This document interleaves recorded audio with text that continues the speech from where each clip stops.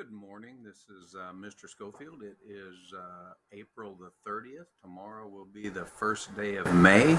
And I come to you this morning really wanting to talk to our nearly 2,000 seniors in the Hall County School District and their families. Since the middle of March, we have been looking at the numbers behind the current pandemic and asking the question, what does the rest of school look like? Certainly, there have been a number of items that we've thought about, that we've sought best practice, that we've gotten a number of people's opinions. How do we do grades? How do we recognize the fact that some families have devices, some families don't? What about some of the spring sports seasons? What about proms? What about graduations? And quite honestly, in every one of these situations, we find ourselves in the common place of there being no good answer for any of these things. They're emotional issues. When you take a senior in high school sports season in the spring and you just say there won't be one, it's emotional. It hurts. It's unprecedented. When you have a junior senior prom, that simply can't happen because people are getting sick and dying, and the CDC has put out requirements about who can get together and who can't. And again, those aren't punitive. Those are to protect people. There's no good answer for something like that. So the issue I want to talk to you about today is graduation and where we are and how we're trying to find the best solution amongst a number of solutions that we really don't like any of them as we move forward with graduation ceremonies for the class of 2020. I can tell you what's been in my inbox for emails for the last 6 weeks, and I'm sure it's the same at the high school level for your high school principals, your high school administrators, and for your teachers. Let me tell you some of the emails that I've gotten. Mr. Schofield, I'm joining the service. I leave the 1st of June. Please do something before I leave to recognize the graduating class of 2020 before I leave. Mr. Schofield, understand that some people are thinking about having graduations in July or August or September. Quite honestly, I'm not interested in coming back to a graduation in July or August or September. I'm going out of state to college. I'm taking a job in fill in the blank. It is extremely anticlimactic to think of coming back when the new senior class is just starting to get into school and trying to have a graduation so much longer after the fact of the time when we actually graduated. My inbox also has had a number of emails. Generally, these are from parents saying, please delay these graduations. Make them in July, make them in August. A number of districts are waiting and planning graduations for July. There's a couple of situations I'd just like to make you aware of, because what we have really tried not to do is make decisions based on emotion, but based on data. Let's just say that we set July 17th, 18th, 24th, or 25th aside for Hall County graduations at their local stadiums. There's a real chance, based on the numbers that we're looking at, that in the state of Georgia, in particular in Hall County, there'll be no public gatherings in July based on the number of COVID cases that we're seeing. What you see in my screen here is, and this is numbers as of yesterday. Yesterday in the state of Georgia, there were 785 new cases of COVID. People have talked about, in these words we keep hearing that nobody really explains, this flattening of the curve. What we would have hoped to have seen weeks ago was kind of a peak in the number of cases and then a rather rapid decline, in the same way that we saw a rapid increase in the number of cases. And in the state of Georgia, we simply do not see that happening. Again, just as late as yesterday, we saw 785 new cases of COVID.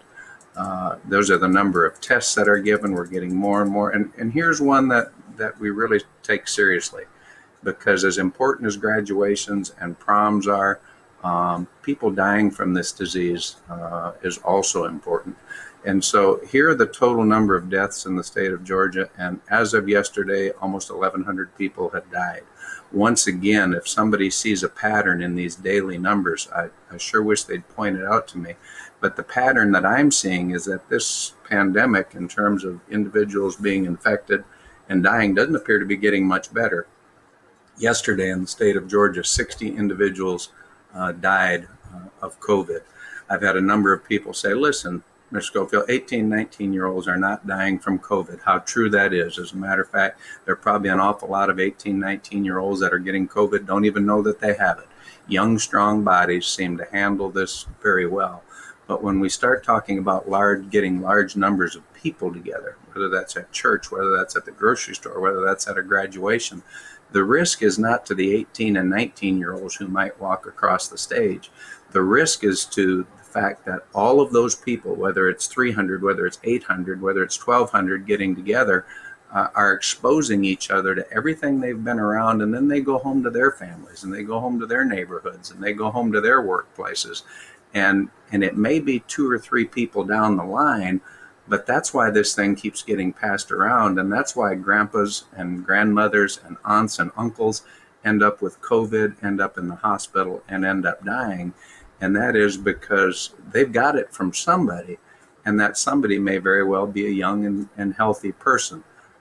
So some of the things we've heard, for instance, as well, the Air Force did a graduation and they just distanced everyone. Yeah, the only people they distanced were the cadets. They kept the cadets 10 feet apart from each other, and they had no spectators whatsoever. They had Vice President Mike Pence speak to them. Understand it was a very nice ceremony, but it was the cadets and the cadets only. Now that would be possible. You certainly could put something like that together.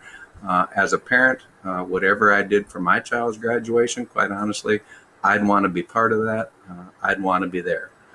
So again, these are deaths in the state of Georgia. And here's probably the most troubling statistic, and that is, as we look at where the coronavirus cases are, the new cases in Georgia every day, let me just go to Hall County. We've got 1,039 cases that are confirmed.